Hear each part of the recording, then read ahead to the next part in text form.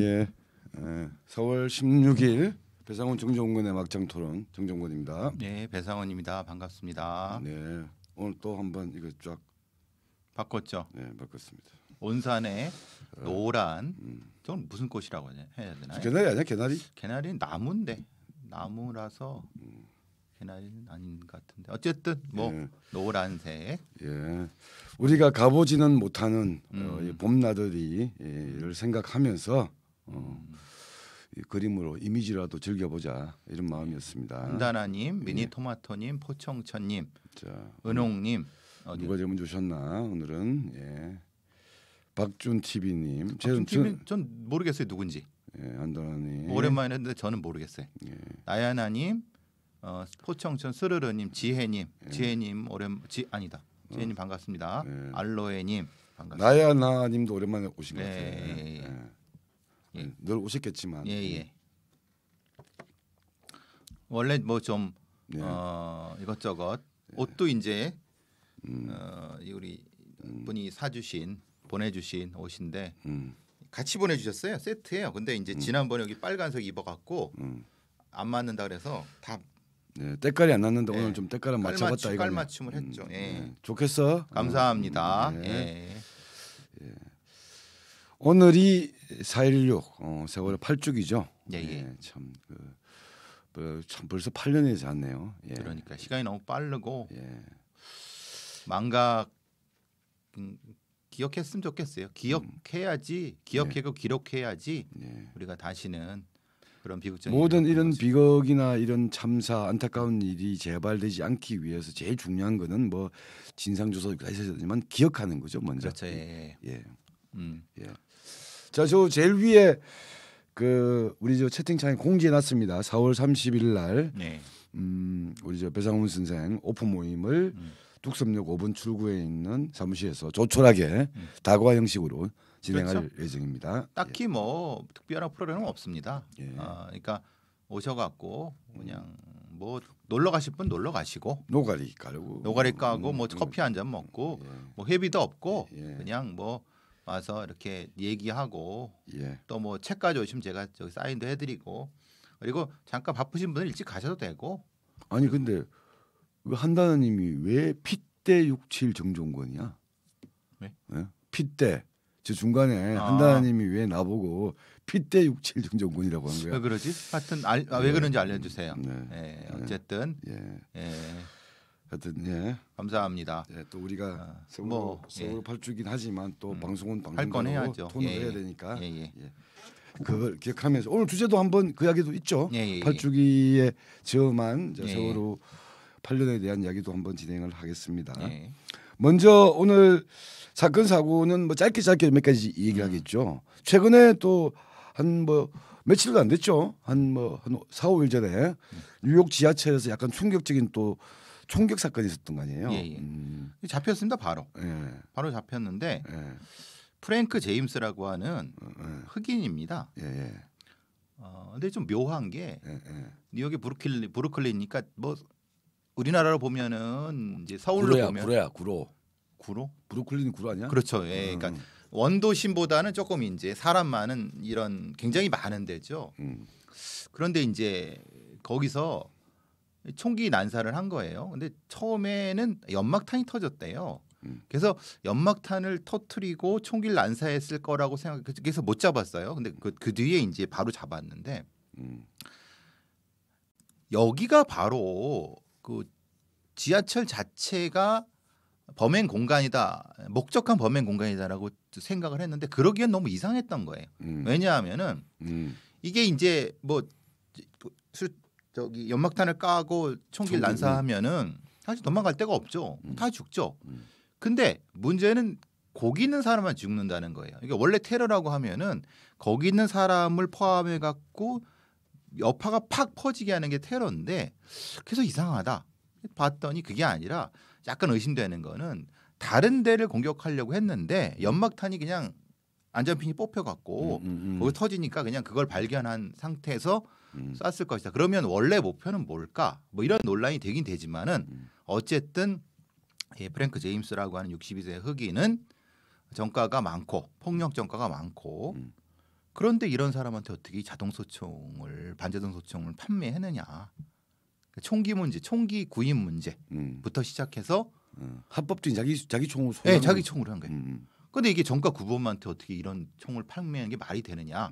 바이든의 총기 규제 관련된 부분은 다 뭐 엉망 아니냐? 그나마 걔들이 계속 총기 규제 찬성론자들의 주장도 이게 이제 이게 위험한 사람들에게 안 가도록 철저하게 관리하고 있다 이거 아니에요? 그렇죠. 그런데 그게 관리가 안 된 거예요.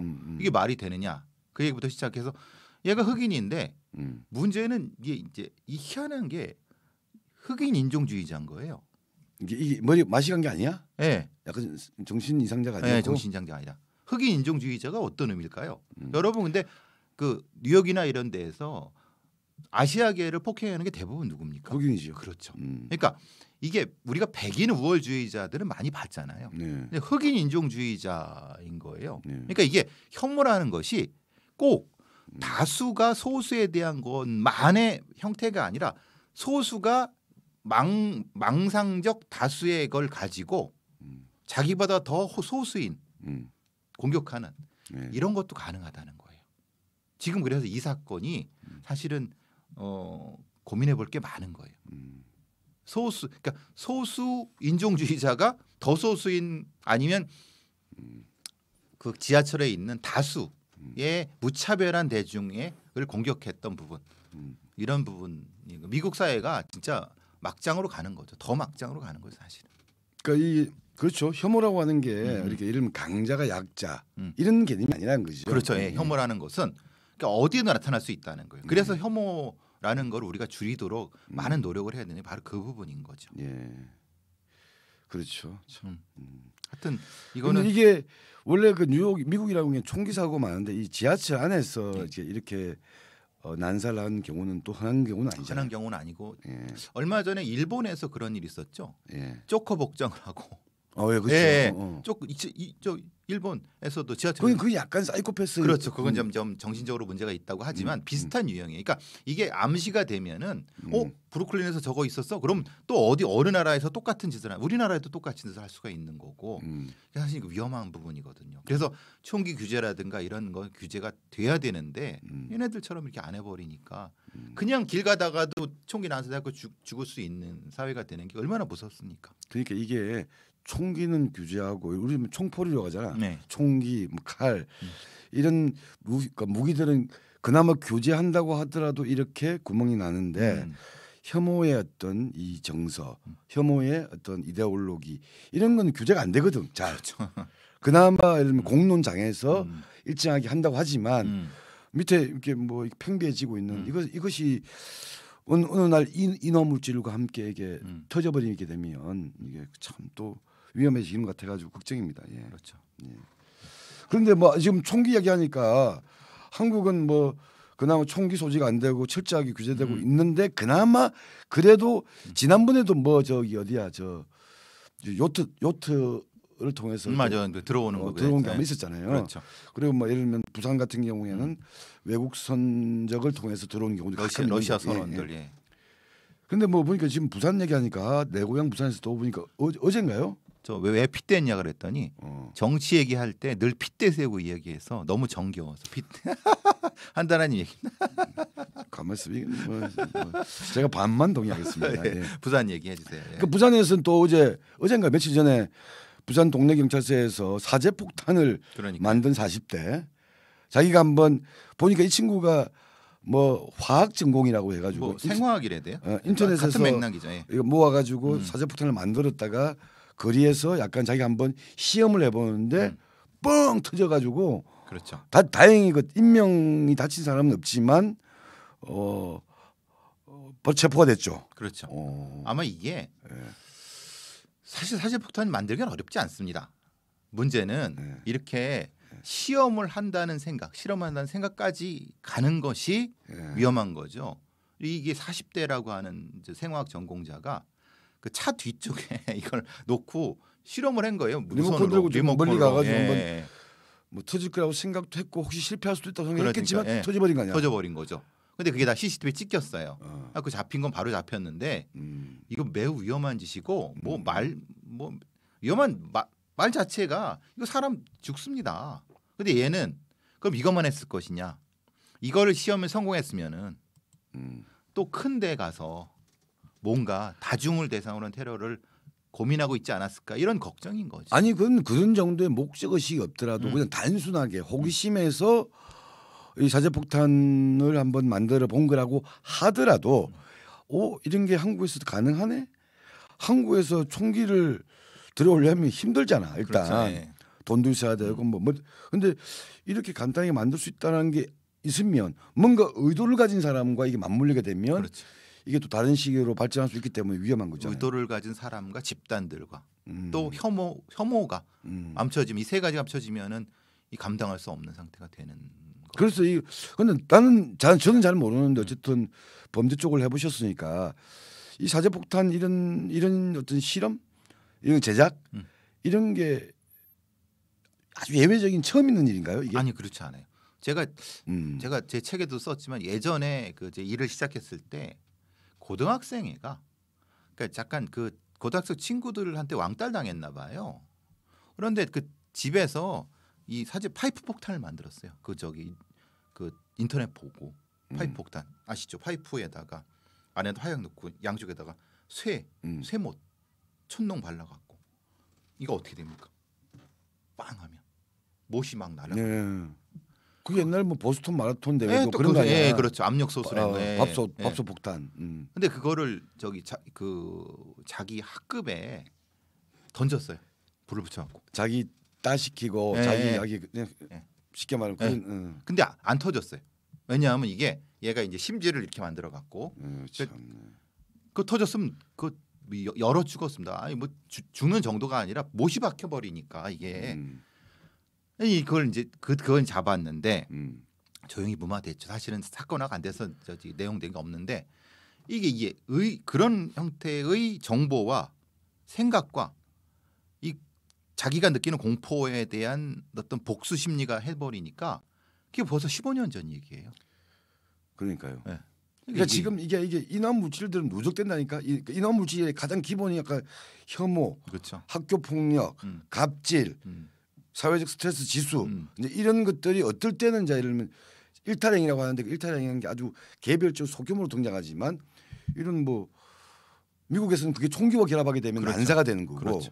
한국에서 아까 이런 행위들과 만나게 되면 또 다른 어떤 대형 그렇죠. 재난이 될 수도 있는 거 아니에요. 참사가. 그래서 우리가 차별금지법, 혐오금지법 이런 거 사회적인 분노를 줄이는 게 중요하다는 거예요. 그러니까요. 수단도 분명히 주의해야 되지만은 그것을 수단을 극대화시킬 수 있는 이런 혐오적인 사회적 배제 이런 분위기를 줄여나가야지 사회적 안전이 확보된다는 거예요. 아니 그 사람들이 일을 받을 수 있잖아 진짜. 내 못 살겠다 이 새끼들하고는 너무 당하고 있다라는 이 울분이 쌓이게 되면 뭔가 반발, 보복 이걸 하고 싶은 감정의 욕망이 생기는 거 아니야. 근데 거기에 바로 옆에 총이 있어. 약간 뭐 사제폭탄 같은 이런 식이 가능해 내 바로 옆에 주변에. 그럼 이게 결합이 되면 참사가 되는 거지. 거기다가 이준석 같은 혐오주의자가 장애인 집단이라는 데에 대한 혐오를 뒤집어 씌워보세요. 그러면 거기에 막 시위하고 있는데 저 새끼들 해갖고 이렇게 할 수도 있다는 거예요. 그러니까 그게 더 위험하다. 지금은 온라인에서의 뭐 그렇죠. 혐오 댓글이나 이 댓글 전쟁을 하고 있지만 이게 이제 오프라인에서 또 등장하게 될 경우도 있기 때문에 걱정이 됩니다. 그래서 양식 있는 정치인이 중요하다. 그런 것까지 자기가 하는 말의 무게가 얼마나 그렇죠. 큰지 이게 정치인이라고 하는 게 우리가 뭐 잘났다고 근데 그 정치인의 말에 영향력을 받는 사람이 그럼요. 네 생각보다 많다 이거지. 그럼요.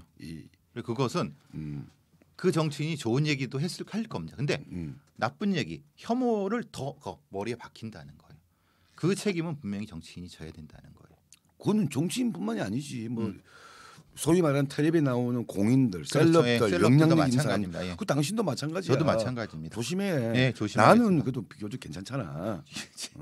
우리 한다라님 일본엔 자주 있는 것이 일본은 우리보다 한 20년 정도의 이 혐오 사회적 양극화가 좀 앞에 나갔기 때문에 축적된 사람과 수단이 있기 때문에 그런 것이 더 있을 것 같아요. 그러니까 우리는 일본의 그 부분을 좀 따라가고 있는 거죠. 나쁜 걸 따라가고 있다고 보시면 될 것 같고요.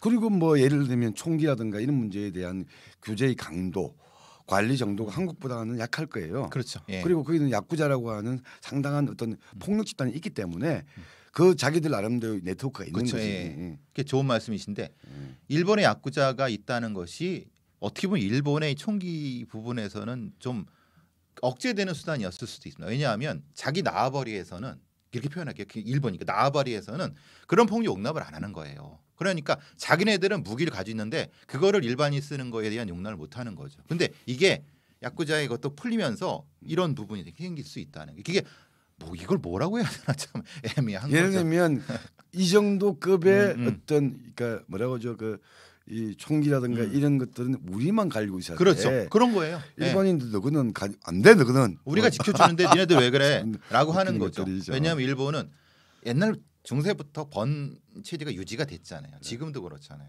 근데 우리는 사실 다 해체됐지만은 그런 부분이 있다는 거죠.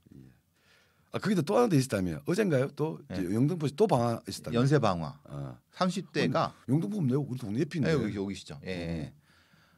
바로 잡혔습니다. 그러니까 술이 취해 갖고 이게 가장 위험한 것들이 그런 거예요. 술 먹고 가다가 그 여기도 그러면 지하에 노래방이나 술집 있잖아요. 그런 데가 이렇게 내가 어제 농담하는 게 아니고 어제 저희 와이프 되죠. 오다가 떨어져 가지고 또 모시러 갔어 반에 안양에 안양 만원구청 가서 나 깜짝 놀랐어. 와 여기는 이렇게 노래바 노래방 말고 노래바가 이렇게 많은 거 처음 본 거야. 한 보니까 한 5, 60개가 있더라고. 그렇죠. 그 바로 그 거리에. 그런데 불을 지른 거예요. 요번에 영등포. 그러니까 너무 화려하고 막 하는데 자기는 실직도 했고 막 죽겠는데 막 노래 부르거나 그러니까 이게 빡 돌아갔고 이 저기 나이타 이런 거에다가 이제 쓰레기 있잖아요. 이걸 불러갖고 이렇게 해갖고 지하 계단 있잖아요. 열려 있으니까 던진 거예요. 그러니까 뚜루루 뭐가 들어오니까 불나갖고 그거 끊으냐고 난리도 아니었어요. 왜냐하면 이걸 이유가 뭐라고? 그냥 자기가 실직도 했고 세상에다 불만도 있고 왜냐면 나는 힘든데 이 새끼들은 노래 부르고 난리네 이런 아니 이게 그거하고 똑같은 거 아니야? 저기 어디야 수락산 정상석 똑같어. 그건 그나마 사람에게 대한 그렇죠. 건 아닌 거고 제가 돌한테 한 건데 제가 그래 대물범죄라 그랬잖아요. 이거는 대인과 대물이 섞여 있는 방화는 굉장히 위험한 거예요. 대물과 대인인 거죠. 그러니까 정상적으로 훼손한 것 자체도 문제가 되지만은 직접 사람을 해치진 않았는데 이거는 대물로 불을 지르는데 그 안에 있는 사람은 다 죽습니다. 왜냐하면 문이 하나밖에 없기 때문에 안에 보니까 나오다가 싹 다 죽을 수 있거든요. 근데 그거를 아니 그 자기들도 그 안에서 노래바에서 노래 부르고 하는 것도 오랜만에 이렇게 저기 해소하고 왔던 그냥 보통 사람들인데 이 사람 입장에서는 그게 배알이 꼴리는 거지. 그러니까 이런 사회적 불만을 어떻게 할 것인가의 문제예요. 이건 참 진지한 얘기 하시는데 우리 저 미니토마토님과 고구려님 저보다 더 사회가 안 되시. 노래바와 노래방은 다릅니다. 노래바는 유흥주점이고 그렇죠. 노래방은 그냥 노래 부르는 데고. 근데 보면 잘못 들어갔다가 완전 뒤집어서요. 그렇죠. 바가지 써요. 그러니까 바인데 노래를 부를 수 있는 건가요? 그렇죠. 노래방에다가 술집을 합친 거지. 원래는 그러니까 노래방에서는 술집이야. 노래바는 술집이고 우리 지금 옛날에 치면 뭐 단란주점, 그렇죠. 뭐 그런 가라오케 이런 버전의 노래방을 접목시킨 거고. 그거 잘못 들어갔다가 그렇죠. 그 노래방은 뭐 기껏 해봤자 몇만 원이잖아. 1, 2만 원이잖아. 그렇죠. 좀 올라가요. 그러니까 주점입니다. 이게 비싼 그러니까 보통의 일반 삼겹살집하고는 차원이 다른. 삼겹살집. 그러니까 예를 들면 술만 먹는 게 아니라 유흥주점이라니까. 술 먹고 노래 부를 수 있는 거기 때문에 더 비싸죠. 그래서 이제 그런 어떤 이게 이제 일종의 사회적 범죄거든요.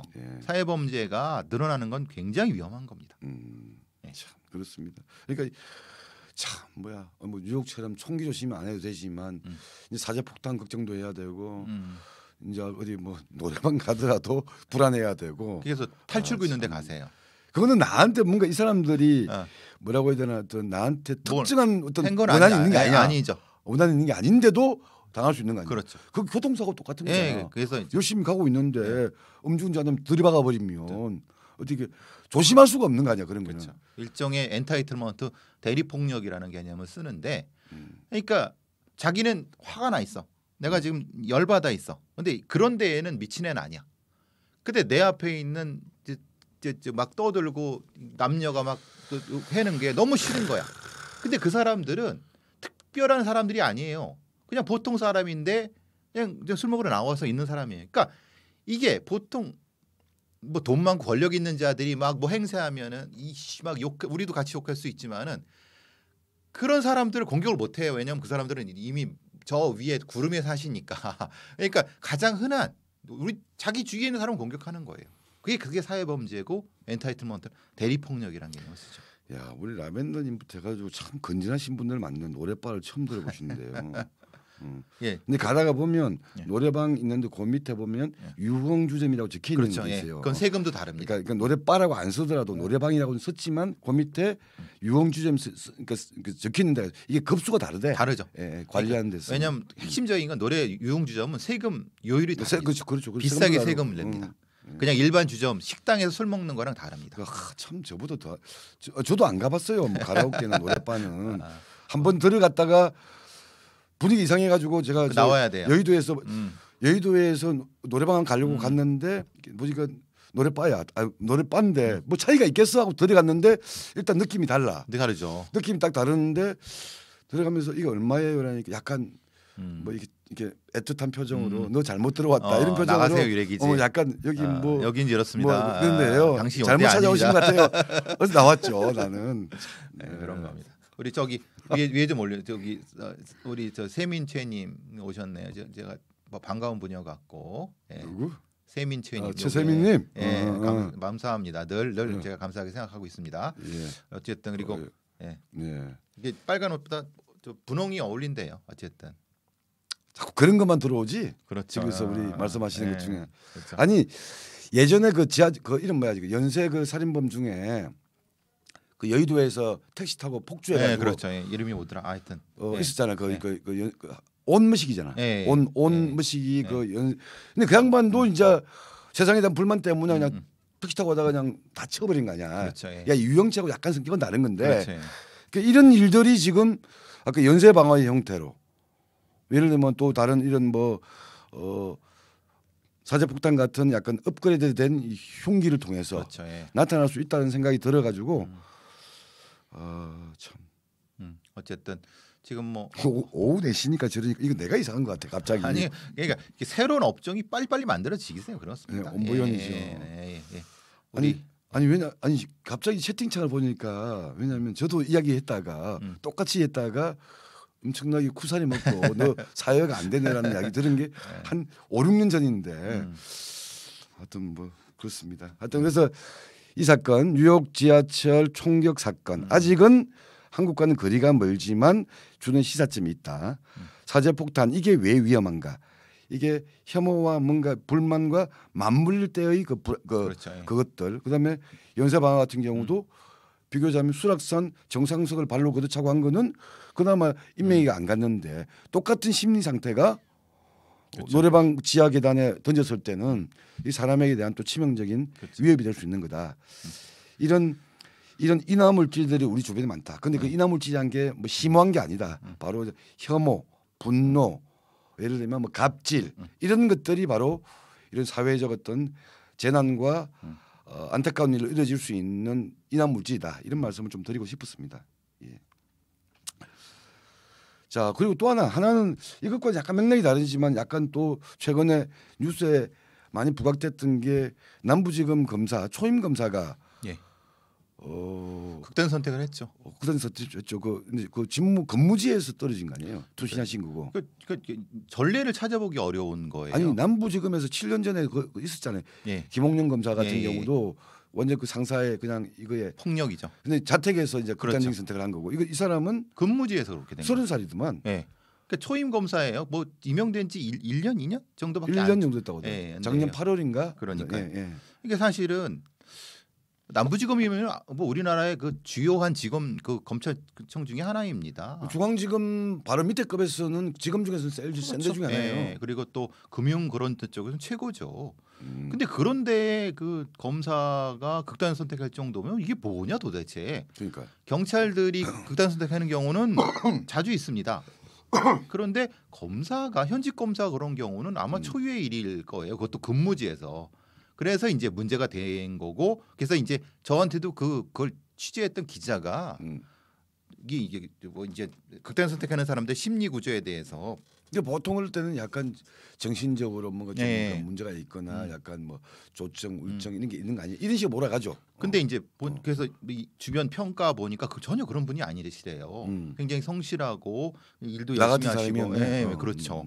그런데 근데 아니 그래서 이유를 모르겠다는 거 그렇다고 해서 유서도 나온 것도 없대요. 그래서 유서가 없이 가능하냐 그랬 제가 말씀드렸죠. 심리부검을 한 그리고 이제 극단 선택을 연구한 분들의 그 사례 연구를 봤을 때 70% 혹은 80%가 유서가 없다. 우리가 잘못 알고 있다. 그러니까 흔히 말하는 연예인들이라든가 이런 뭐 이런 거 있지 않습니까? 유명한 자살 사건 이런 거 봤을 때 유서를 이만큼 써갖고 막 근데 그런 경우는 훨씬 더 적다고 했는데 지금 이거는 이게 말이 되느냐?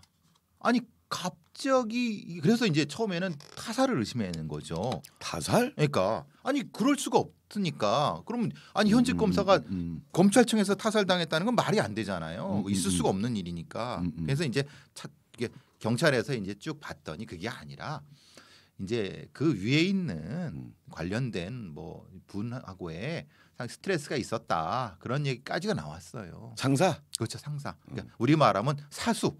뭐 어떤 사수야 어떤 개념이 모르겠지만. 아니 지난번 그 김홍룡 검사도 그런 거 아니야? 그렇죠, 예. 그건 이제 부장 검사죠. 그러니까 바로 위에 있는. 그러니까 그걸 뭐라고 부를지 모르겠어요. 선임 검사든 사수라고 부르면 뭐라고 해든 그런 얘기가 지금 나오고 있어요. 이것도 뭐 확정돼서 발표한 건 아니기 때문에 뭐라고 제가 확정돼서 말씀드릴 수는 없습니다만은. 하여튼 타살도 아니고. 그다음에 어떤 약간 개인적인 어떤 질환의 문제도 아니다라는 거 확인되는 거고. 그래서 업무 중 스트레스인데 그 업무 중 스트레스의 주요 원인이 그 인간관계이다 정도까지 나왔는데 정확히 뭐 어떤 건지에 대한 거를 확정적으로 말씀드릴 수 없습니다만 그렇게 얘기가 돌고 있는 것 같아요. 그러니까 참 그렇죠. 우리나라의 그 직업 중에 최고의 직업 중에 하나라고 할 수 있는 현직 검사가 그 정도로 업무 스트레스 때문에 그렇다고 하면 이거는 검찰의 검사 교육 시스템도 분명히 돌아봐야 된다. 이게 말이 되느냐? 그러니까 뭐 딱 봐도 감이 오는 게 그러니까 보통 그런 데일수록 그러니까 옛날에 혹시 보셨어요? 그 약간 조폭 영화 같은 데에서 이제 검사를 약간 검찰 집단을 약간 비꼬면서 하면서 처음에 애들 초임 검사를 어떻게 단련시키고 할 것인가 하면서 회식 자리에 가가지고 술 먹는데 뭐 감사합니다 하면서 그렇죠. 머리 박았는데 머리 박는 이 책상이 나무가 아니야. 대리석이야. 그러니까 이런 거 약간 이런 식으로 뭐 그건 약간 비현실적인 이야기인데 그런 식의 문화. 그렇죠. 그게 군대 문화잖아요. 쉽게 말하면. 그렇죠. 정우성 뭐 조인성 나왔던 그 얘기 나오는 거죠. 유명한. 예. 그러니까 그런 문화를 빗대 갖고 이게 너무 뭐 경직되고 너무 권위주의적인 거 아니냐. 그렇죠. 그래서 김홍인 검사 그때도 그런 얘기 있었죠. 그 부장 검사가 뭐 막 그 쫑크 주고 막 그 스트레스 해갖고 너무 스트레스 받았다. 그래서 그때도 이제 자성을 해야 된다. 검사들도. 근데 결국 뭐 바뀐 게 없는 거 아니냐 이런 얘기가 나오는 거죠. 역시나 잘 안 들어. 우리가 직장 생활할 때는 그런 얘기 많이 하잖아요. 상사의 갑질이 얼마만큼 너는 폭력이라고 하는 게 이렇게 때리고 발로 차고 하는 것만 폭력인 줄 아냐. 사람에게 정신적으로 이렇게 학대하고 네 한마디 말이 얼마만큼 이게 쇠망치보다 더 심한 폭력이 되는 것이냐라는 게 이제 직장 사회에 대해서는 이제 많이 좀 알려지고 있는 편이잖아요. 그렇죠. 그걸 조심스럽게 하는 거고 직장 갑질에 대한 어떤 규제도 있는 건데 이게 조금 더 은밀한 집단, 조금 더 센 집단, 뭐 예를 들면 검찰일 수도 있고, 뭐 예를 들면 경찰대 출신, 육사 이런 데서도 마찬가지 판사들도 아니겠냐? 판사들도 마찬가지 아니겠냐? 여기에서는 거기는 이런 문화와는 자유로운 되냐 아니라는 거죠. 그렇죠. 예. 그러니까 엘리트들이라고 해서 이런 문화에 자유로울 수 없다는 거. 오히려 더 심할 수도 있다는 그러니까 거죠. 이 우리 방송을 하지만 이 다 보면 이렇게 아름답게 얘기하지만 제가 배상훈한테 얼마만큼 이 정신적인 스트레스 아닙니다. 받겠습니까? 그건 반대입니다. 오해입니다. 제가 스트레스 받고 있습니다. 그러니까 이제 차제 검사들의 예. 그 여러 가지 그 업무라든가 이런 부분도 분명히 한 번쯤은 점검을 해봐라. 검사들 그러니까 뭐 예. 그 제일 안 드러나는 동네 중에 하나야. 그렇죠. 그러니까 아까 직장 내의 그런 어떤 위계, 이 갑질, 음. 군대 내는 워낙 또 유명했고, 그렇죠. 뭐 예. 그다음에 뭐 경찰도 마찬가지로 그런 게 있었고, 그렇죠. 심지어는 학교도 그런 게 있었고, 저 학교 선생들도 그렇고 뭐 여러 가지 있었죠. 예. 그리고 뭐 이런 것들이 또 뭐 우리로 치면 그 학교 내에서 애들 내에서의 그 그렇죠. 또 위계가 있는데 있는 거죠. 그래서 그 있잖아요. 이문열이 그 뭐야 우리 일그러진 영. 그런 거잖아. 그렇죠. 그런데 그러니까 판검사나 음. 이런 그 공동체 이런 내에서도 그 위계 서열이라고 하는 게 상당히 폭력이 될 수 있다. 음. 지들은 이거를 후배들을 강하게 키운다 이런 거라고. 그 다 똑같아. 군대도 그랬어. 그렇죠. 강인하게 키우겠다고 하는 말이지만 그게 사람한테는 이제 폭력이 되는. 그렇죠. 심각하게 폭력이 되는 거죠. 그러다가 예. 지금 이 경우처럼 스트레스가 되고 갑작스러운 어떤 구태여 선택을 할 수 있다. 그러니까 이런 건 우리 사회에서 조금 더 이제 조직 문화 자체가 좀 바뀌어야 된다. 그렇죠. 수직적인 조직 문화보다는 수평적인 조직 문화가 활발히 좀 활성화돼야 된다. 그것이 위아래든 어디든 상관없이 다 적용이 됐으면 제가 좋겠다. 이거 제가 자기 고백을 하자면 제가 이제 우리 지금 자녀들 우리 아들들하고 키울 때도 제가 이런 말 한번 들은 적이 있었어요. 그 저도 약간 이제 진보 지향이다 보니까 예를 들면 이제 애들한테 손찌검 한다거나 이런 건 철저하게 안 하려고 노력했죠. 근데 약간 마음에 안 들잖아. 예를 들면 아들이 그렇죠. 마음에 안 드니까 이걸 뭐 저희 부모님 세대에서는 회초리가 등장하지만 우리는 안 그랬어. 그래서 제가 앉혀놓고 이제 이걸 왜 내가 뭐라고 하는지 이를 한 시간 동안 떠든 거예요. 그 나중에 얘기하더라고요. 야 아빠 너는 폭력이 그런 그게 얼마만큼 심한 폭력인지 모르지. 왜냐하면 야 그래도 아빠가 폭력은 행사하지 않았지 않냐. 근데 왜 네 말을 안 듣니 하니까 폭력 예를 들면 회초리나 몽둥이로 때리는 것만 폭력이 아니다. 그 한 시간이 자기한테 얼마나 폭력적이었던가를 몇 년 지나서 얘기하는데 상당히 약간 쇼킹했죠. 쇼크를 먹었죠. 아 이게 폭력이구나 이것도. 이게 사실 물리적 폭력도 위험하지만 관계적 폭력 예. 그리고 사실 압박 예. 이거 흔히 말 질시 예. 이런 것들도 상당히 우리가 좀 중요시 봐야 된다. 그렇게 말씀드리고 싶습니다. 예, 알겠습니다. 그 정도로 하고 우리가 지금 지난번 한 방송 전부터 최근에는 사건 사고에서는 빼먹을 수 없는 게 이연애, 시사에서는 빼먹을 수 없는 게 지금 한창 붙고 있는 검수완박 이런 말을 했잖아요. 저 이연애 관련해서는 지금 뭐 최근에 뭐 더 드러난거나 이게 있습니까? 아직 잡히지 않았던 거고. 지금 뭐 채널 A 쪽에서 많이 파고 있는 것 같고 또 이제 지금 상황에서는 뭐 이은혜 사건이 검경 사건 문제로 비화되고 그것도 있더라고요. 권성동이 그런 얘기 한 거죠. 권성동이 그런 거 뿐만 아니라 그 인천지검의 주임 검사도 얘기했어요. 예, 주임 검사도 직접 아니 검찰에 직접 수사가 없으면은 이게 드러났겠냐 이인사건가 드러났겠냐 묻혔을 거다. 지금 당연 검수완박돼서 수사권 박탈되면 뭐 될지 모른다. 네, 뭐 그렇죠. 이렇게 얘기했죠. 저는 뭐 일견 맞는 얘기라고 생각합니다. 근데 완전히 그 권성동 얘기는 사실은 좀 오버하고 주임 검사 얘기는 들어볼 만해요. 왜냐하면 주임 검사가 직접 수사를 했었고 그리고 이연애 얘기도 돼. 아니 그 얘기를 하니까 이게 연결되니까 그래서 이게 나오게 된 게 그겁니다. 검찰이 직접 영장 청구를 해서 대포폰을 통해서 수색해서 압색해서 하지 않았으면 이은혜 사건의 대포폰이 드러날 수 있었을까? 사실 그 부분에 대해서는 그 주임 검사 말이 틀린 얘기는 아닙니다. 왜냐? 사실 이 부분은 경찰의 수사에서도 검경과의 이 부분에서도 고민을 많이 해봐야 되는 거예요. 이걸 완전히 이제 수사를 경찰이 하고 뭐 기소를 이렇게 하는 이런 것은 만약 실무적으로 현실적으로 그래서 그 부분은 들어볼 만하다는 거고요. 나왔던 얘기가 그겁니다. 이제 나온 게 이은혜가 조연수한테 그 일종의 느림 편지라고 들어보셨나요? 아니요. 그건 뭐야? 느림 편지가 이제 1년 전에 2년 전에 1년 뒤에 받을 걸로 해고 보내는 겁니다. 그 영화에도 가끔 나오잖아요. 나오죠. 영화의 소재도 많이 되죠. 시한부 인생을 사는 사람이 이제 1년 뒤에 남편에게 또는 그렇죠. 아내에게 도착할 수 있도록 해놓는 이런 거 말하는 거예요. 아마 예전에 10월에라고 하는 영화도 비슷한 거지. 하여튼 그런 영화의 주제가 있었어요. 내가 지금 보내는데 내일 받는 게 아니라 1년 뒤, 5년 뒤, 10년 뒤 이렇게 보내는 거예요. 그러니까 이은혜가 그 전에 보낸 거예요. 1년 뒤에 1년 전. 그러니까 그 전 2020년, 19년 이렇게 보낸 거죠. 근데 여러 가지 얘기를 하는데 그것보다는 이은혜가 조현수를 부르는 게 그러니까 거꾸로죠. 조연수가 이은혜를 나의 주인님, 그리고 이은혜가 조연수를 시종, 나의 종 이렇게 불렀다는 거예요. 내용도 거의 이은혜가 이 전체적인 상황을 주도하는, 조연수는 이은혜의 사랑 아니면 관심을 받고자 하는 어떤 존재, 그게 드러나고 있는 거죠. 그러면은 결국은 지금 있는 이 얘기되고 있는 여러 가지의 사건이나 사안들에 대해서 주도권을 이은혜가 가지고 있었다는 것이 밝혀지고 있는 이번 거죠. 그 무슨 느린 편지 발견된 거죠. 예. 그걸 통해서 그 앞서 한 그 편지의 내용을 보니까 얘들의 관계, 심리 상태가 일정하게 파악이 되고 있다 이거 아닙니까? 그렇죠. 그렇게 되는 거죠. 예. 예. 하여튼 그래서 내용은 여러분 포털에 보시면 아시겠지만은 뭐 우리 잘 지내왔다, 앞으로 잘 살아보자, 뭐 어디 가서 뭐 예천 어디 가서 막걸리 한잔 하자, 뭐 이런 얘기에 대한 뜬금없는 얘기들이 들었지만은 실제로 뜬금없는 건 아니라 이 사람들이 그렇게 계속 이렇게 해왔다는 거예요. 그러니까 이 관계가 여러분이 생각하시는 이은혜와 조연수가 되게 악마 같으시잖아요. 범죄는 악마들이 저지르는 범죄는 아주 드뭅니다.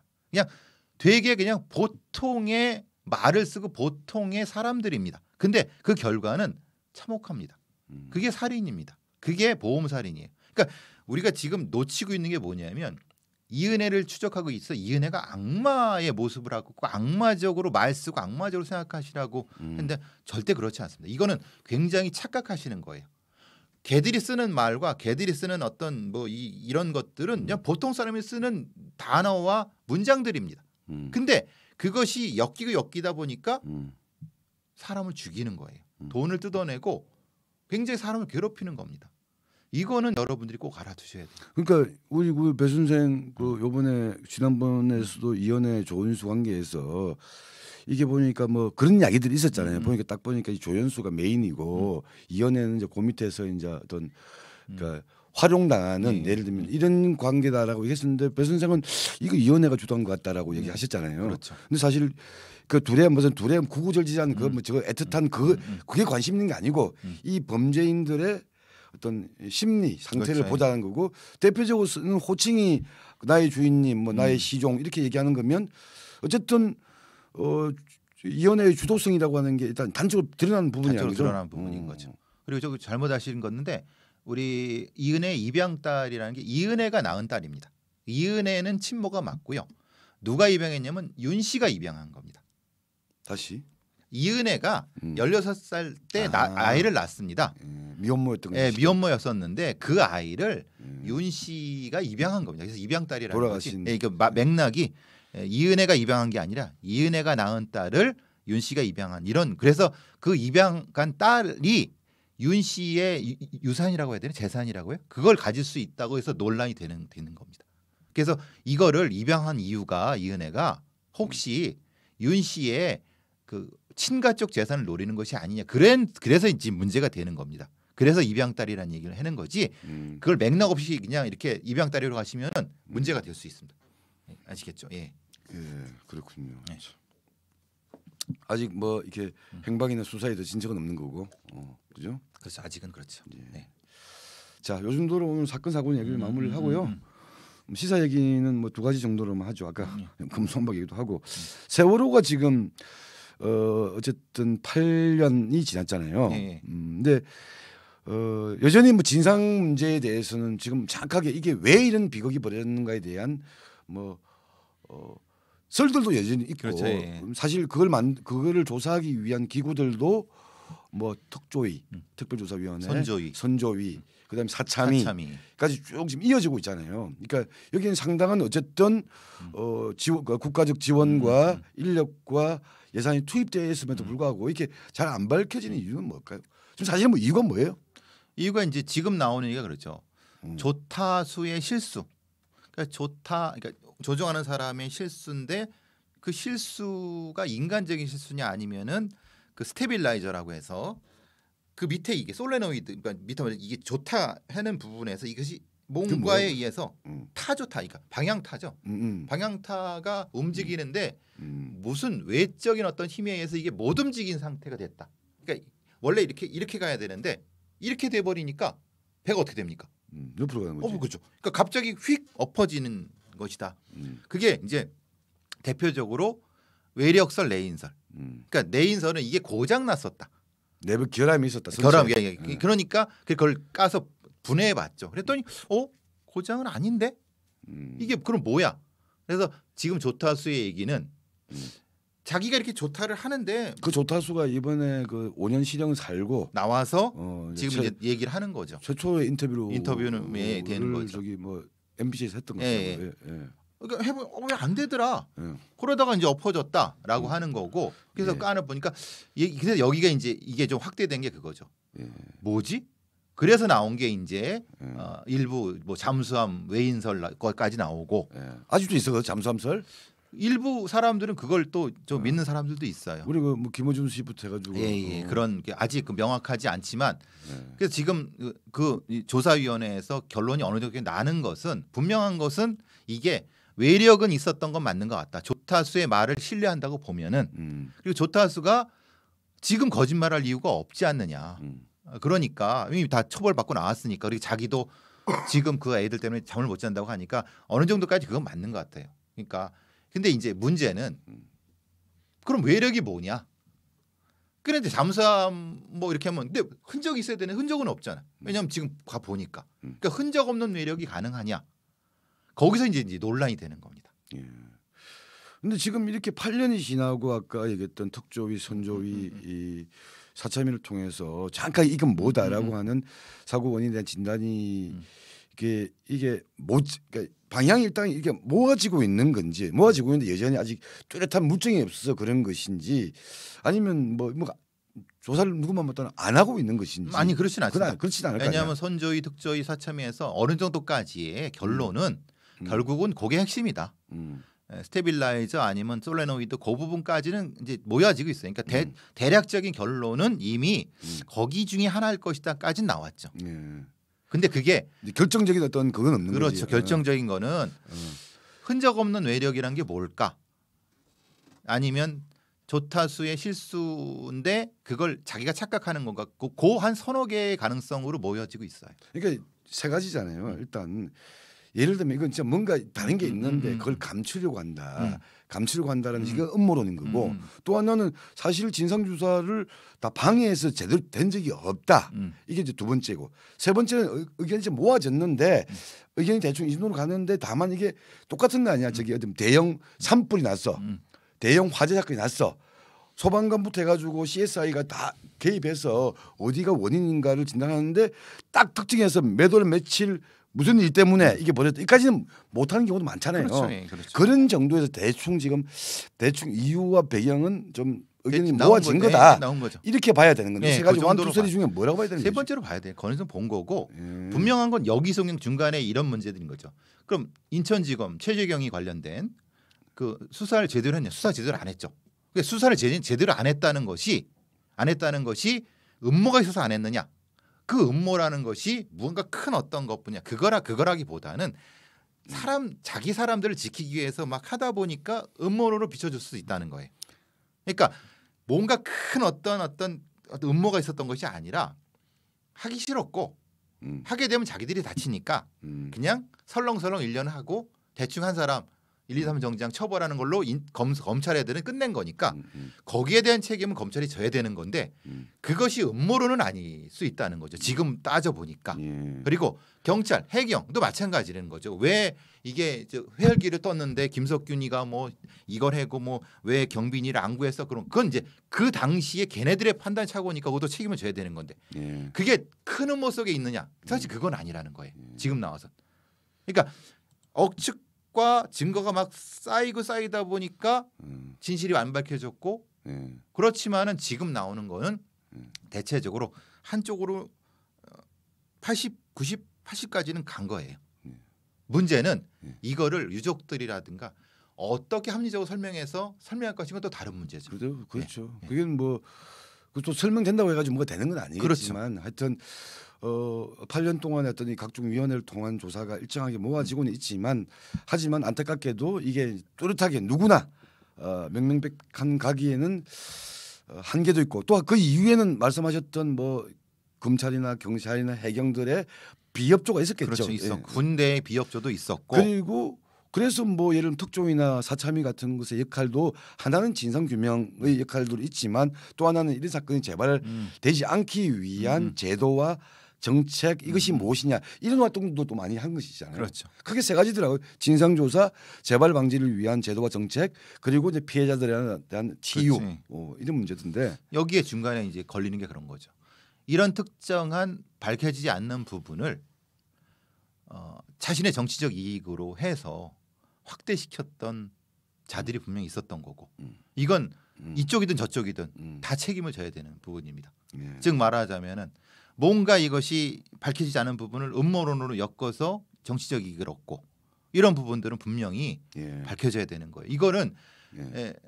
합리적으로 추론해 갖고 분명히 이게 해결될 수 있는 건데 이것을 이쪽으로 가버리니까 오히려 시민들과 국민들과 유족들을 더 혼란에 빠뜨렸던 부분에 대한 거는 분명히 밝혀져야 됩니다. 예. 그게 이제 얘기되지 누구도 얘기하지 하리라 그러지 않으니까 예. 또 음모론이 생기는 거죠. 8주기를 맞아서 이제 저는 뭐 어쨌든 그 말씀하셨던 뭐 진상에 대한 조금 더 들어가야 되고 자료가 아직도 제대로 공개 안 된 게 있으니까 그런 부분들은 지속적으로 가야 되는 그렇죠. 거고 이제 또 하나가 그 두 가지 측면 아까 얘기했던 재발 방지를 위한 이런 사회적 재난, 사회적 참사의 재발 방지 아까 우리가 앞서 얘기했던 게 언제든지 이건 세월호와 같은 형태가 아니더라도 또 하나의 사회적 재난이 일어날 수 있는 뭔가 불안한 사회적 어떤 분위기에 그렇죠. 대한 좀 책임 있는 자세가 뭘까? 그거는 문재인 정부든 윤석열 정부든 뭐 땡땡땡 정부든 그 뭐 또 정부 따라서 달라지는 문제는 아니니까 그렇죠. 그 문제와 이건 정부에 상관없이 우리가 해야 되는 우리 예. 사회가 해야 되는 부분인 거죠. 예. 그리고 이제 뭐 그 피해자들 그러니까 유족들에 대한 이제 트라우마의 어떤 상처 치유 이런 문제들은 계속 우리가 책임을 가져야 될 것 같아요. 그렇죠. 그렇잖아요. 사실은 이게 이제 어떤 놈들이 어떤 사람들은 이게 이미 8년째 안 된 너무 울거먹는 아니냐 이렇게 얘기하는데 미국 애들은 쉽게 말하면 미군이 어디 가서 사망을 했다 50년이 지나도 찾잖아요. 요번에 그 저기 유해 찾으려고 하잖아요. 그러니까 한국 전쟁이나 뭐 이것에 그게 국가의 책임이라고 하는 의미에서는 그거는 공소시효가 없는 거잖아요. 그렇죠. 국가의 책임의 의미는 공소시효가 없기 때문에 8년이기 때문에 벌써 8년이 지났는데 이렇게 접근하는 문제는 아닌 것 같고 다만 이제 아까 진상 조사를 둘러싼 뭐 음모론이나 이런 것들에 대한 악무안들은 이제 좀 그쳤으면 좋겠다. 그렇죠. 이런 거죠. 합리적으로 판단을 하시라. 네. 예. 자 오늘도 빼먹을 수 없는 이연혜와 함께 우리 뭐라고 하죠? 이거 뭐야? 쌍끌이. 쌍끌이. 금수한박. 어젠가요? 4월 15일 날 민주당이 172명 예. 국회의원 전원 명의로 그 분명히 이견이 있을 거야. 그렇죠. 이게 당론으로 도장 찍었겠죠. 대충 3분의 2 정도, 3분의 1 정도는 약간 미심쩍다고 하는데 약간 일단 여기서 반발하면 역적이야. 배신한 거야. 배신자 찍은 거 아니야. 그러니까 172명 전원 명의로 박홍근 원내대표 대표 발의로 원래 도장 맡겨놔서 그런 거 아니에요? 자기가 찍은 게 아니죠? 그렇지.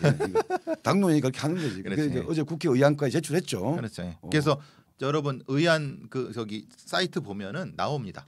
법안 전문 제출한 거. 예. 그래서 어떠세요? 느낌이 그 법안 전문 보니까? 저는 금수한바가 말도 안 된다고 생각. 더 심하더만.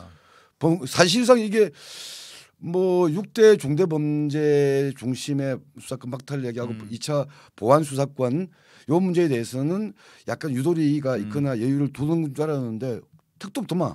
그러니까 이제 다 박탈이야. 그러니까 단적으로 얘기하면 검사는 없고 그냥 공소 담당 공무원. 그렇죠. 공소 담당 한 7급 공무원 정도로 해버리는 거로 보시면 돼요. 그러니까 이거를 그렇게 표현하기도 하고 어떤 분들은 경찰의 검사화라고 얘기하고 그렇게 표현한 분들도 있죠. 또 어떤 분들은 아까 검사가 아니라 그냥 뭐 아까 공소 유지 담당 공무원으로 그냥 만들어 버리겠다. 그렇죠. 얘들은. 그리고 우리가 그런 얘기 했잖아요. 그러니까 지난번 2019년도에 검경 수사권 조정할 때 경찰한테 1차 수사 종결권을 주는 것도 이게 70년 만에 그렇죠. 획기적인 관계 변화라고 했었잖아요. 그러면서 너무 심하니까 약간 검찰이 눈치를 보니까 얘들한테는 약간 수사 이런 것을 해주었던 건데 이제는 1차 종결권이 아니야. 검찰이 끝내버리는 거잖아요. 그렇죠. 수사를 개시하고 수사를 끝내. 여기에 대해서 보완이 되거나 질문 자체가 제도적으로는 성립할 수 없죠. 그렇죠. 예.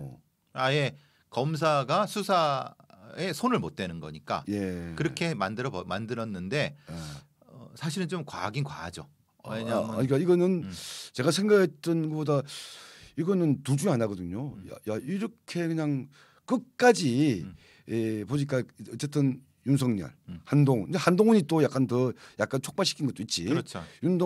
한동훈 검찰에 가지고 있는 모든 권리를 다 박탈해 버려서 어쨌든 약간 나중에 좀 약간 협상을 해야 되니까 극대화 시켜 놓고 중간치 완전히 그러니까 완전히 바보로 만드는 법안을 만들어 놓고 협상을 위한 여지로 두는 건지 그런 것일 수도 있고 그건지 아니면 진짜 얘들 윤석열 한동훈이 뭔가 자기들을 뭐 보복할 것인가에 대한 극도의 두려움에서 나온 그냥 막 나가는 것인지 잘 모르겠더라고요 저는. 전 두 개 다 있을 거라고 생각합니다. 근데 한동훈의 야반 도주 아니 얘 비교를 할게. 지금 검찰 문제가 많잖아. 그럼 예를 들면 내가 말해가지고 우리 공무원에 대한 정서, 국민 정서가 어떻습니까? 철밥통, 그렇죠. 무능함, 민원가게 되면 불친절. 이 공무원들의 문제 얘기하면 100가지를 얘기할 수 있어. 그렇죠. 이것들이 우리의 공복인데 우리 위해서 굴림에 말도 안 들어. 그럼 공무원 폐지해야 되나? 그러니까 이제 그 부분은 계속 과하다는 거죠. 그 부분은. 근데 이제 저는 거기서 들어가는 거는 그러면 이제 그거를 경찰로 간다는 거고 아니면 아마 중간에 뭘 만들겠다는 거 이런 것도 있는 것 같기도 하고 그게 참 저도 걱정은 되긴데 그렇게까지 너무 급변하는. 내가 볼 때는 검사 이게 지금 현재의 검수완박이 통과가 되면 배상훈 순상이 괜찮겠던데. 왜 내가 왜? 이제 검사란 집단이니까 전관 예원이 뭐 이런 거 자체가 없어지잖아. 예를 들면 이 재판에서 제일 중요한 얘는 공소 담당 공무원이야. 수사에 대한 모든 전결권은 경찰이 가지고 있어. 그렇죠. 미국의 초기 모습이죠. 경찰의 센 놈들은 누구야? 경찰들 출신의 엘리트들이거나 그렇죠. 아니면 우리 배상훈 선생 같은 나름 전문성을 가지고 있는 전직 경찰 아니야? 전 찌그럭지죠. 로펌에서 오라가 오겠다. 찌그럭지고 그래서 지금 가장 몸값이 뛰는 게 뭐 꼭 그렇지는 않은데 소문은 그런 거죠. 이제 경찰대 출신의 변호사 자격을 가지고 있는 뭐 형사과장이나 뭐 아니면 서장이다 뭐 이런 얘기가 도는데 그건 뭐 소문일 수도 있으니까 왜냐하면 지금의 검사의 권한을 상당 부분 이제 경찰의 엘리트들이겠지. 그 엘리트 간부들로 넘어가니까. 예. 그러니까 그러면 이게 중요한 건 시민들한테 이게 도움이 되나? 아니면은 시민들이 그 수사 서비스를 제대로 받을 수 있나? 이런 차원에서 한번 봐야 될 것 같다는 생각이 들어요. 그러니까 너무나도 급격하게 변하니까 사실 조금 혼란이 오긴 와요. 그 부분에 있어서는. 근데 저렇게 아주 이렇게 옹골하게 얘기하시는 거 이거는 내가 볼 때 미친 법안이라고 나는 보는 거죠. 그러니까 검찰의 기득권을 철저하게 인수분해해서 좀 쪼개야 된다. 이것과 이 검찰이라고 하는 게 아니라 국가의 수사 권한이잖아요. 그렇죠. 예. 수사 권한 자체를 어떻게 분배하고 배정할 것인가에 대한 문제. 그래서 한쪽에 가게 되면 너무 이게 수사권이라고 하는 게 사실 국민들의 생사 여탈권을 쥐고 있다는 거 아니야. 그런 의미에서 이걸 어떻게 견제하게 만들 시스템을 짤 것인가의 문제와 특정한 이 검찰 집단이 좀 기득권화되어 있다. 지금 그래서 공무원 철밥통 얘기하면서 국민연금 계획이 제일 문제가 되는 게 어딥니까? 공무원 군인연금이야. 그렇죠. 그러니까 이런 문제는 다른 문제라고 보는 거죠. 그렇죠. 그런데 이거는 뭐 그래서 이제 결국은 검찰의 특수부 정치 검찰 애들을 솎아내려다가 이 전체적인 어떤 그 검사의 수사 부분에 대해서 시스템이 조금 이상해지는 거 아니냐 이런 얘기가 많은 사람들이 그걸 걱정하는 거죠 사실은. 그런 부분이. 그래서 아까 앞서 얘기했던 이현애 사건 담당했던 인천지검 검사 같은 경우도 맞아요. 이게 어쨌든 경찰단에서 내사 종결된 사건이란 거냐. 종결된 사건을 보안 수사를 요구하고 수사를 좀 구체적으로 하다 보니까 압수수색 들어가고 이랬던 거 아니야. 그렇죠. 근데 지금 상황에서 인사 사건이 내사 종결되었어. 끝나버려. 근데 또 그러면 검사가 이제 개입할 수 있는 여지도 없는 거고 이제 끝나는 거지 뭐 이런 사건들. 그러면 이현애와 조현수의 완전 범죄 되는 거죠. 이제 물론 중간에 뭐 일산 서부서가 했던 부분도 있는데 그건 이제 조금 더 한 거 1년을 더 했으니까 인천지검에서 하여튼 이게 지금 좀 잘 짜야 되거든요. 수사 구조는. 그러니까 검사들이 밉다고 독파치는 애들이 많다고 이렇게까지 가려면 저도 참 걱정은 됩니다. 이게 지금. 그러니까 원론적으로는 수사와 기소가 분리는 건 맞아요. 맞죠. 근데 물론 문제는 원론이 현실에 적용되는 건 또 다른 문제잖아요. 그러니까 왜냐하면 그래서 여러 나라에서도 다양한 방식의 수사 기소 분리가 존재하는 거예요. 그러니까 기소만 하는 검사도 있지만 수사를 일부 하게 하는 경우도 있고 판사가 수사하게 하는 경우도 있고 굉장히 그 현실에 맞게끔 다양성을 가지고 있는 이유가 그런 이유거든요. 아니 우리가 이런 비유는 핵 분열이 있으면 핵 융합이 있어. 분리가 있으면 결합이 있는 거거든요. 그러니까 분리를 하는 건 뭐 당연한 건데 그러면 이 분리되어서 남남으로 살아가나? 아니잖아. 이 둘 기소도 하고 수사도 하는 것은 결국 재판에서 어떤 범죄자에 대한 처벌을 하기 위한 그렇죠. 일정한 건데 정의를 찾기 위한 거죠. 다시 이거는 분리시켜서 결합을 시켜야 돼. 근데 그것에 대한 것들은 없고 그래서 필연적으로 수사기관으로서의 검찰과 경찰은 상호 견제도 해야 되고 그렇죠. 협력도 해야 되거든요. 협력을 해야죠. 그게 전제죠. 네. 근데 지금은 이제 아까 저 검찰 저 잘못하다가는 저 우리 문재인 대통령부터 해가지고 자기들 건드릴 것 같다라는 민주당의 어떤 공포함들이 쟤들은 그냥 뭐 찌그러뜨려야 된다. 그래서 저는 지난번에도 계속 이거다 이 경찰을 만만하게 보는데, 그러니까 검찰이 나쁜 놈, 경찰은 덜 나쁜 놈, 또는 경찰이 더 나쁜 놈 이렇게 말해야지 안 되잖아요. 그렇죠, 그건 아니죠. 둘 다 우리 사회에서 필요한 집단이고 둘 다 위험한 집단이잖아요. 그렇죠. 그러니까 견제도 해야 되고 지원도 해야 되는 건데, 그리고 상호 검찰도 경찰이 필요한 거고 경찰도 검찰이 필요한 건데 이것을 그냥 이렇게 나누기로 갈라치기로. 그래서 그 정도가 조금 심한 것 같아가지고 그래서 이제 그 우리 그 김영민 의원이 그런 얘기를 하죠. 그럼 경찰을 어떻게 통제할 것이냐? 뭐 독립된 감찰기구를 써야 된다고 하는데 그럼 독립 감찰기구의 위상은 어떻게 할 거냐? 근데 그거는 이제 새로운 정부의 조직법에서 알아서 이제 뭐 이렇게 했다라고 하는데 실제로 경찰의 내부 감찰 시스템은 사실은 다 엉망입니다. 내부의 감찰 시스템, 그리고 외부 감시도 잘 안 되고 있죠. 물론 그건 검찰도 마찬가지입니다.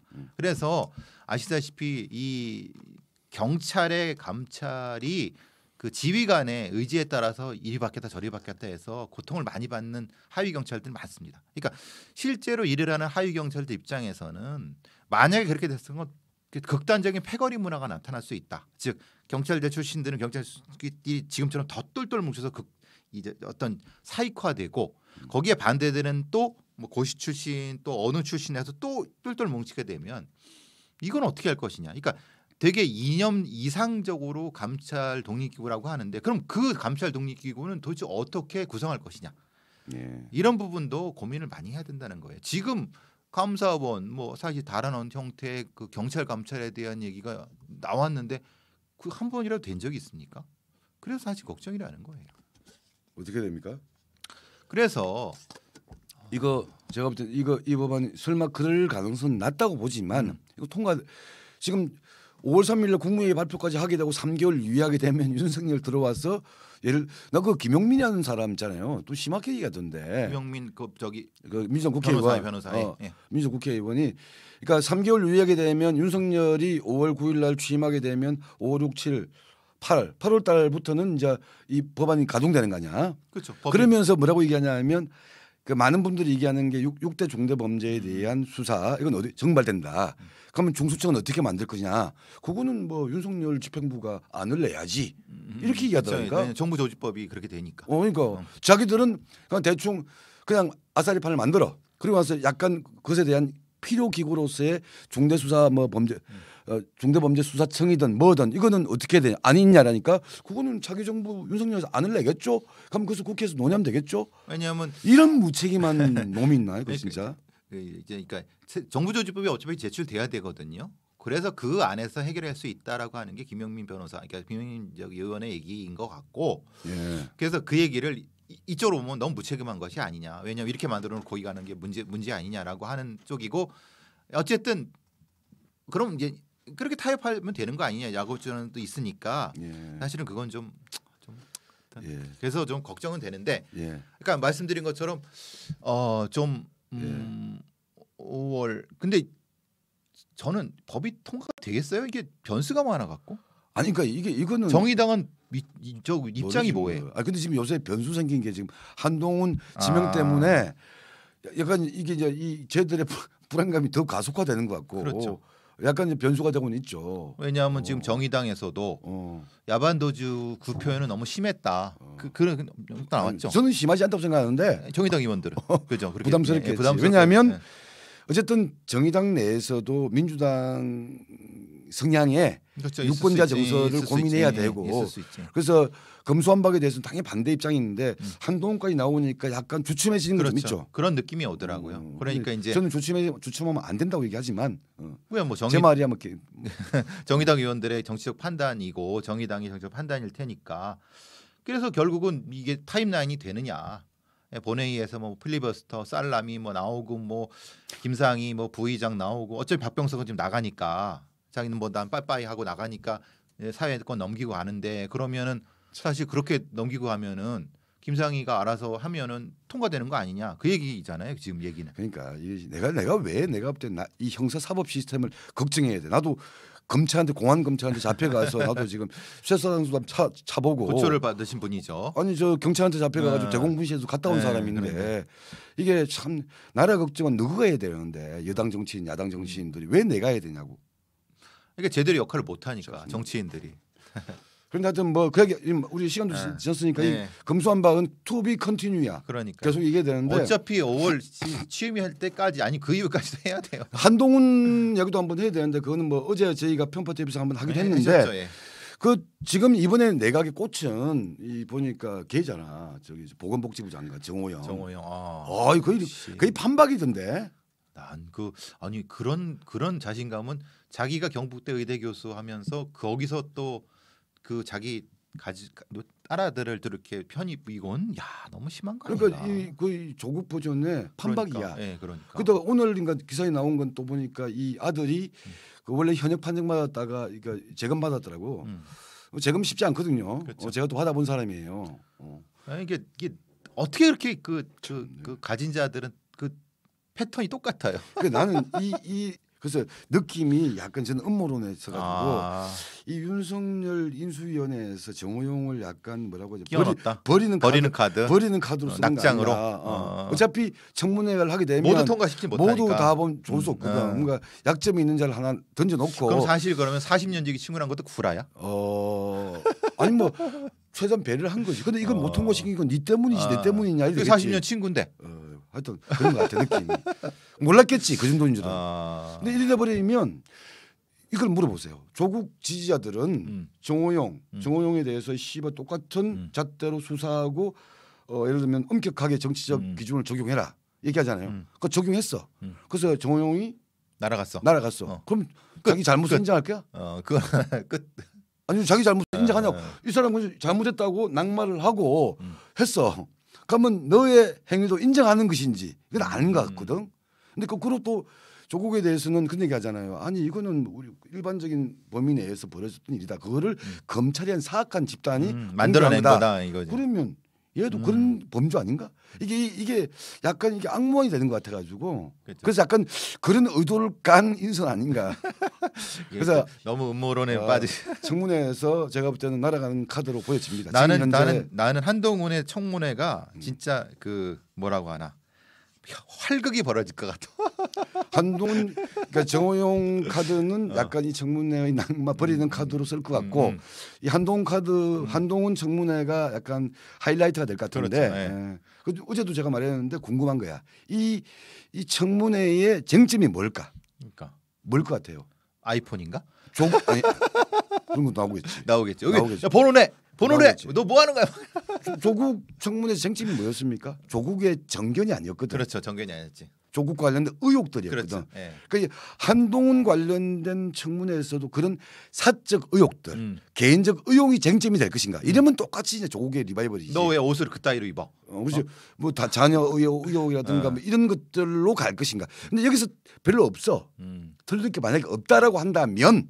그러니까 뭐가 쟁점이 사실 될까? 한동훈의 뭐 개인적인 능력이나 수사 같은 경우에 잘했다고 하니까 거기보다는 사실은 그 뭐 여러 가지 의혹들이겠죠. 너 뭐 야반 도주 얘기하고 하는데 너의 그 이게 이 검찰행정 법무부 장관 소신이 뭐냐? 너 심각한 거 아니냐? 여기서 쟁점이 형성될 거란 거야. 그러니까 사생활을 둘러싼 어떤 하자 이런 문제가 쟁점이 되면 그건 조국 리바이벌 버전일 거고 여기서 틀었는데 별로 틀 게 없어. 그러면 그렇다고 해서 땅땅땅 박수 칠 거냐 박수 안 칠 거냐. 어쨌든 공격을 해야 될 거냐. 그럼 공격 포인트는 정치적 견해 내지는 법무부 장관으로서의 너의 식견과 비전이 뭐냐. 이걸 둘러싸고 그럼 재밌을 거란 거지. 그 진영구가 장애인이라면요. 예. 조평사 파업유도 사건의 그렇죠. 책임자였던 대검 공안부장 진영구. 또 처남이 또 유명한 그 검사라면요. 검사 가족이래요. 그 저기인데 저 아들이 뭐 진동균? 예. 몰라 난 잘 모르겠어. 아니 그 관련된 그 무리를 일으켜서 나갔던 그 사람이잖아요. 아 그래요? 그래갖고 그 가족들이 왜 그러냐 이런 얘기도 나는 하고 제일 있는데. 처음에 뭐저 보니까 이 그 사법 한 2, 3년 전 했을 때 한동훈 치니까 가족 얘기 없어. 아무도 안 나와. 그래서 난 독실인 줄 알았어 제일 처음에.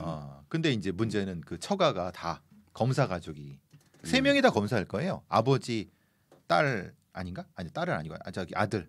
딸은 변호사죠. 그러니까 근데 이제 이게 법조계죠. 다 그렇게 되니까 그러니까 나올 게 없었겠죠 당연히. 그러니까 하여튼 저는 한동훈의 그 인사청문회가 활극이 벌어질 거다. 저는 6탄전도 벌어질 수 있다. 이런 생각. 지금 그 우리 배 선생의 관전 포인트는 그거라 한다면 저희 관전 포인트는 난 재미. 그러니까 재미에서 사생활 포인트일까 정치적 어떤 견해 정견을 둘러싼 포인트일까 이게 재밌을 것 같다. 이런 관점이 좋죠. 이게 나는 이제 양아치 관점이고 이게 좋다. 또 이런 식으로 하여튼 뭐 원래는 검수완박인데 검수완박 관련돼서는 상당히 저는 대단히 심각한 걱정 내용을 보니까 더 심각하더라는 말씀을 좀 드리고 싶고 이연의 사건과 마찬가지로 to be continue니까 계속 한번 좀 살펴봅시다. 난 이연의 우리 채팅창에서는 왜 이렇게 또 이렇게 서로 싸우고 계시나? 싸우지 마세요. 싸우지 마세요. 나는 이연애는 안 잡힐 것 같아요. 이미 오래전에 떠난 것 같아 느낌이. 그래서 그 바깥으로 떠날 수도 있고 이 세상을 떠날 수도 있고. 근데 느낌상으로는 바깥으로 간 것 같다는 느낌이 들어요. 그래요? 하여튼 봅시다. 네. 자 12시가 지났기 때문에 이제 우리 저희 점심을 먹어야 됩니다. 그리고 다시 한번 말씀드리지만 4월 30일 날 배상훈 오픈 모임 공지는 위에 떠 있어요. 뚝섬역 5번 출구에서 합니다. 그리고 미리 양해를 드리면 다음 주 토요일은 제 개인 사정으로 결방 화요일은 하는데 다음 주 토요일이니까 며칠이죠? 23일 방송은 결방을 하게 되겠습니다. 그리고 저기 게시판에 싸우지 마세요. 아이 뭐 근데 이게 얼굴을 안 보니까 싸우는 거야. 제가 개입을 할 정도는 아닌 것 같아서 놔두고 있는데 좀 과하시면 제가 개입을 하겠습니다. 근데 그렇게 과하진 않았던 것 같아요. 일단 양반이시던 것 같아요. 인사하시고요. 여러분 심하게 싸우지 마세요. 자 오늘 우리 저의 체리 핑크 항상 감사하게 생각하고 저의 스타일이 알 것 같아요. 우리 독투 한동훈 선생과는 다르지만은 자.